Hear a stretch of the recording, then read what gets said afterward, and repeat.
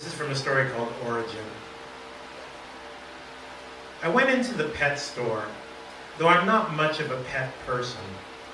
I mean, I like reptiles well enough, and it might be cool to have one of those monitor lizards that are the size of a small dog, but they're shifty, unreliable creatures, and unreadable. I'd always be a little afraid that it was going to kill me. They didn't have those at Playhouse Pets, anyway. There were a few people in the shop. A brown-haired guy in his early 30s, wearing a polo shirt, standing next to a curly brown-haired girl, maybe 3 years old, in a little yellow dress with a ducky on it. There was a woman there, maybe in her late 30s, with dark brown hair in a bob, but she didn't look like she was with them. She was looking at the canaries in that way that looks like you're not really looking at what you're looking at. And she was wearing one of those poncho things that makes it so that you can't possibly tell how someone's shaped. Not that I was looking, I'm just saying. Anyway, the daddy-daughter unit was all about the puppies. If I had a canary, I'd name it Horace, or maybe Qatar. If I had a puppy, well, that's harder. Crypto, maybe, or Baragon.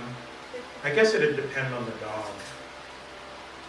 The gal who worked there wore her hair long, almost to her waist, which I guess would be a problem if she worked in a restaurant or something. She'd have to wear it up.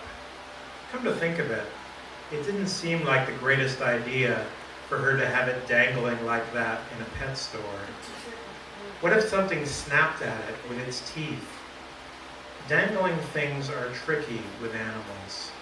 That's why I don't like to be naked around cats. The fish were interesting. Not the goldfish, which I think are just food for other, better fish, but the really colorful ones, kept in dim light, and probably in salt water. All the really interesting fish hang out in the ocean. Freshwater fish are essentially bumpkins. There were orange and white stripy fish, and even stripier fish that were flat and long and puckered around the eyes. There were chubby fish with eyes mounted up top instead of on either side. I think those ones puffed into big balls when they were scared, but I didn't want to scare it. It was cute, like a little Gary Coleman fish.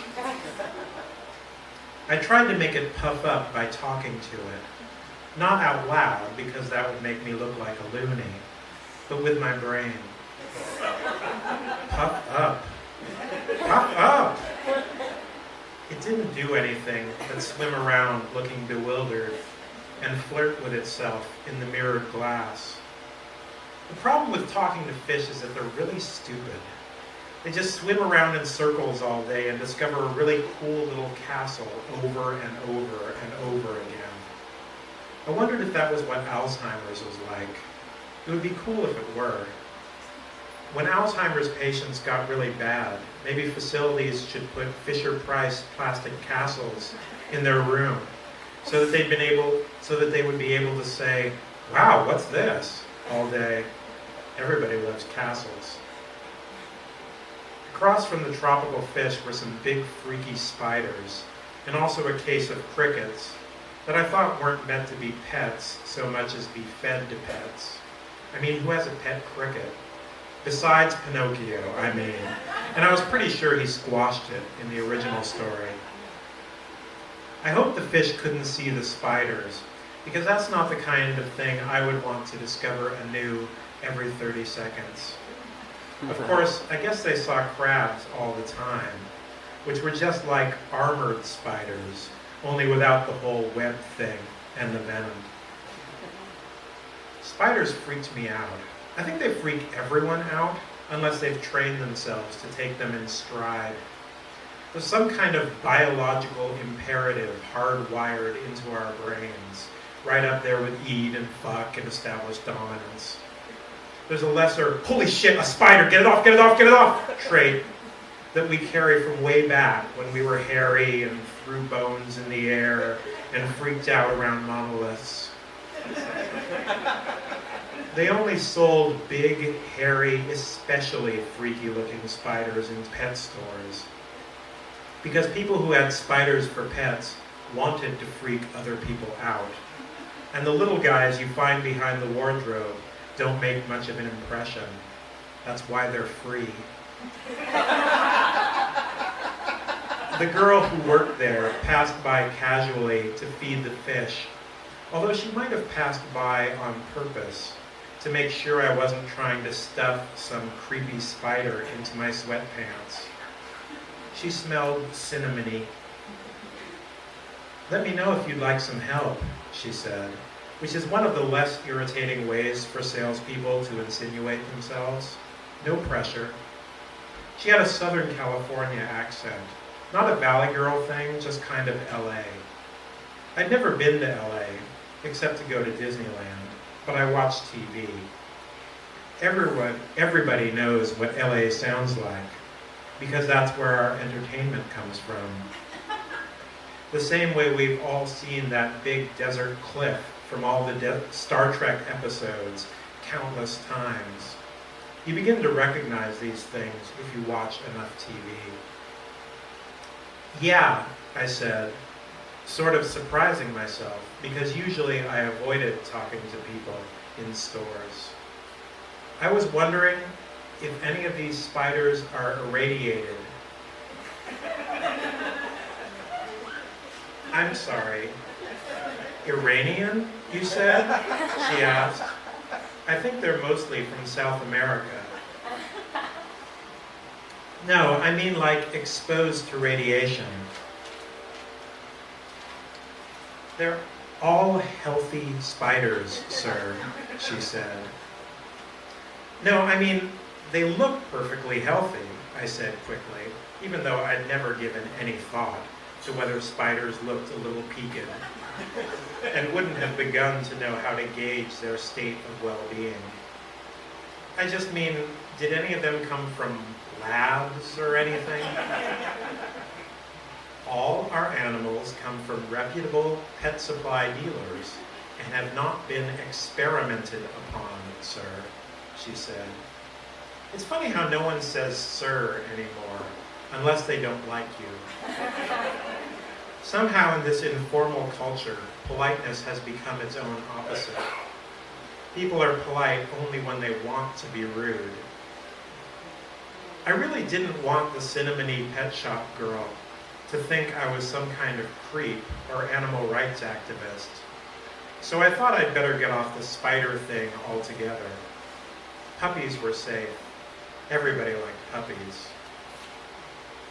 "Those puppies sure are cute," I said, even though the puppies were all the way at the front of the shop and obscured by spiders and snakes and rats and other vermin. "Yeah," she said, because what else is there to say? Puppies, cute. "Do you have adult dogs too, or just the puppies?" I asked. "Just the puppies," she said. "People like to start off with them when they're young." "So what happens to them when they're not puppies anymore? Do they get put to sleep or something?" "All our puppies go to good homes, sir. They're very popular. Children love them." "Right, yeah, I'm sure," I said. "I was just curious." "Is there something in particular you're looking for, sir?" "Oh, no, I was just looking," I said. "For my niece," I added. "I mean, I'm not looking for my niece. I was looking for something for my niece, maybe. Her birthday is coming up." "Something like a puppy, sir? Or would she prefer a radioactive spider?" I don't know," I said. I mean, not a spider, of course. Who buys a spider for a pet?" "Some people like spiders," she said. "That's why we carry them. People like all kinds of pets." "Right, yeah, because this is a pet store," I said. "That's right," she said. "A pet store. A store with pets." "Well, I'd better come back with my niece, I think," I said, which was a stupid thing to say because I don't have a niece. I'd want to make sure it's something she'd like. That sounds like a good idea, the salesgirl said. I should make sure it's all right with my sister if she even has a pet, I said. I mean, I'm sure she likes pets and all, but there may be factors. There usually are, she agreed. Well, thanks, I said. Enjoy your weekend. Thank you, sir. You too, she said, which was my cue to leave. It may not be the best thing to wish someone a happy weekend when they obviously have to work on the weekend, but it's nice to wish people well.